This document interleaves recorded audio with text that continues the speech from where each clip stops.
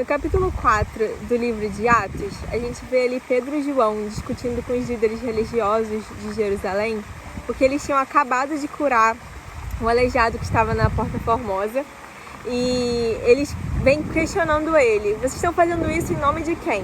Não só essa cura, mas todos os outros milagres que eles estavam fazendo. E eles falam para eles que eles estavam fazendo aquilo em nome de Jesus, o Jesus que eles crucificaram. E eles ficam ofendidos com isso e tentam negociar com os apóstolos para eles pararem de falar o nome de Jesus. E lá no versículo 18 a gente lê assim: então, chamando-os novamente, ordenaram-lhes que não falassem nem ensinassem em nome de Jesus. Mas Pedro e João responderam: julguem os senhores mesmos, se é justo, aos olhos de Deus, obedecer aos senhores e não a Deus, pois não podemos deixar de falar do que vimos e ouvimos.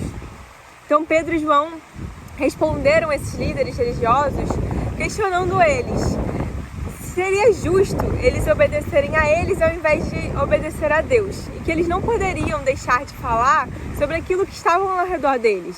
E o que Pedro e João estavam vendo desde que Jesus entrou na vida deles era isso, eram milagres. Era Jesus salvando, Jesus curando, Jesus sendo ressurreto e tudo isso. Então essa era a realidade daqueles discípulos. Isso era o que eles viviam diariamente. E essa passagem me fez lembrar também um texto que está lá em Mateus 12, no versículo 34, no meio de um discurso de Jesus que ele está exortando o povo. E Jesus fala assim: raça de víboras, como podem vocês que são maus dizerem coisas boas?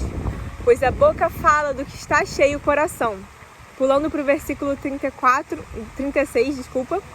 ele fala assim: mas eu digo que no dia do juízo os homens haverão de dar conta de toda palavra inútil que tiverem falado, pois por suas palavras vocês serão absolvidos, e por suas palavras serão condenados.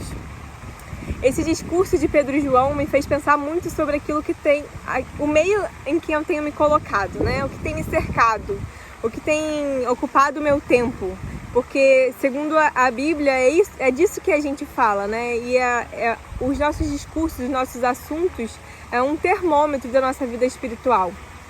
Porque, como Jesus falou, a nossa boca fala do que o coração está cheio. E como Pedro e João falaram, a gente fala daquilo que a gente ouve e daquilo que a gente vê.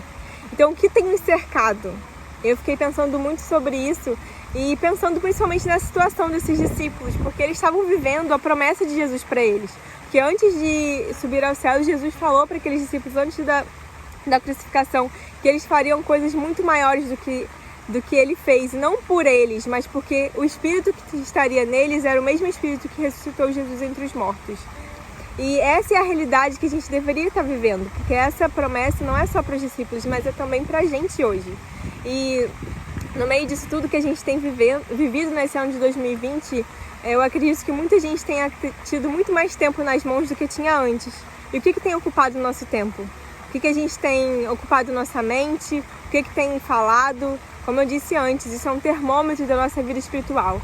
Desde Gênesis, Deus ele busca o relacionamento com a gente. Desde Gênesis a gente pode ver a intenção de Deus em construir esse relacionamento diário com a gente. E eu não tenho dúvidas de que quanto mais tempo a gente passar com Deus, no secreto, no nosso quarto, orando, lendo a Bíblia, nos alimentando daquilo que vem do alto, é disso que a gente vai falar. E é disso que as pessoas precisam ouvir. Elas precisam ouvir sobre Jesus, elas precisam ouvir sobre Deus, para que elas também possam construir esse relacionamento com Deus. Então, que essa palavra hoje possa te encorajar a investir mais tempo no seu relacionamento com Deus, aí mais profundo, no seu tempo de oração, no seu tempo da Bíblia, porque Deus, não tenha dúvidas de que Ele está te chamando para isso diariamente. Amém?